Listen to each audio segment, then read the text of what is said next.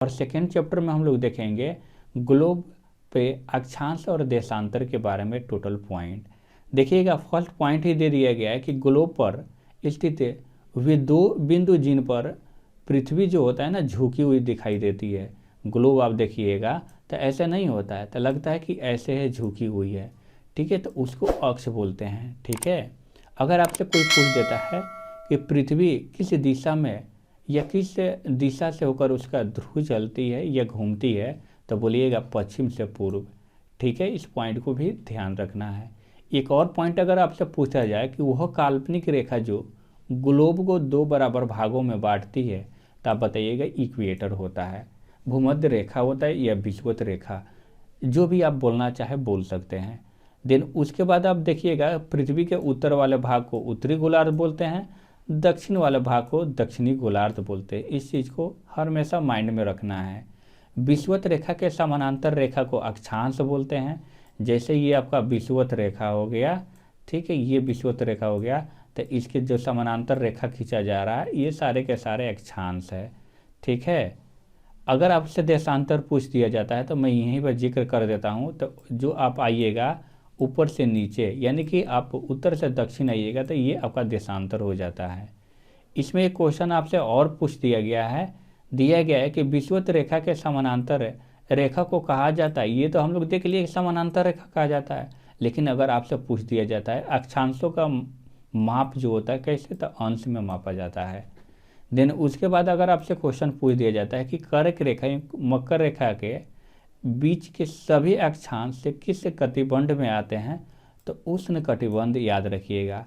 कर्क रेखा और मकर रेखा के बीच की ये जो जगह है आप देख सकते हैं, ये सारे जगह है, इसको उष्ण कटिबंध बोला जाता है। ये भी मैं बहुत अच्छा से क्लास में मैं करा चुका हूँ।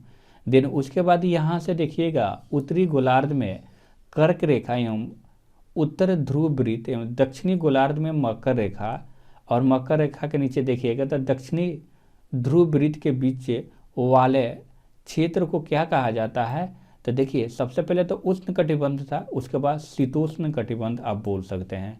यानी कि शीत प्लस उष्ण, यानी कि शीत भी रहेगा और उष्ण भी रहेगा।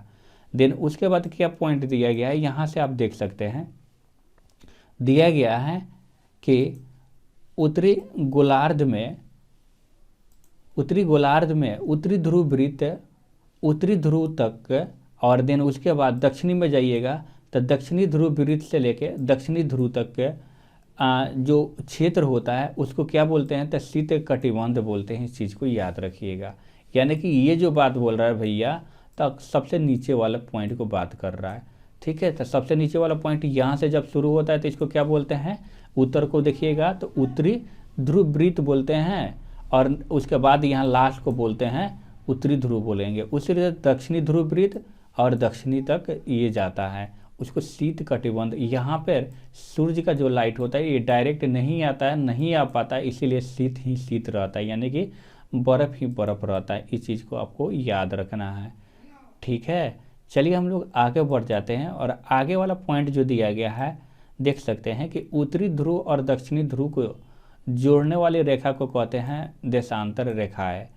लेकिन वहीं पर देख लीजिएगा 0 डिग्री देशांतर रेखा को क्या कहते हैं, तो प्रमुख यामोटर बोला जाता है, जो कि ग्रीनविच में हम लोग जानते हैं ब्रिटेन के बाद।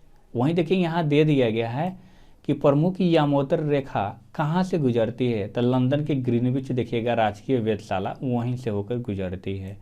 ठीक है, एक और क्वेश्चन आपसे पूछा जा रहा है कि प्रमुख यामोत्तर रेखा पृथ्वी के किन दो समान भागों में विभाजित करती है, तो एक होता है देख लीजिएगा, तो ये पूर्वी गोलार्ध और पश्चिमी गोलार्ध है। ठीक है, यानी कि ऊपर से नीचे काटता है। इसीलिए अगर आपसे क्वेश्चन पूछ दिया जाता है कि कुल देशांतर रेखा कितना 360 होता है, लेकिन वहीं अक्षांश पूछ दिया जाए तो आपको बताना है 181 होता है।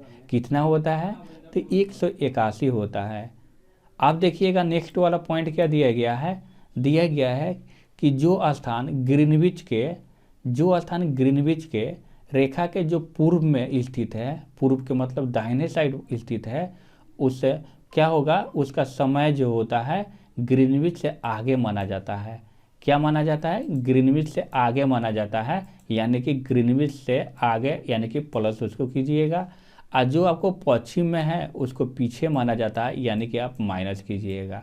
ठीक है, ये सारे चीज़ मैं बता दिया हूँ। ठीक है, आप ये समझ लीजिए ग्रीनविच है यहाँ से, तो इस साइड जाइएगा तो प्लस कर दीजिएगा टाइमिंग में, इधर जाइएगा तो ये माइनस कीजिएगा। ठीक है, इस चीज़ को याद रखिएगा। देखिएगा 24 घंटा में कितना, तो 360 घूम जाता है, तो वहीं 1 घंटा में आप निकलिएगा तो 15 डिग्री निकलेगा, और 1 डिग्री इधर उधर होगा तो 4 मिनट में होगा। बस सिंपल सा पॉइंट है।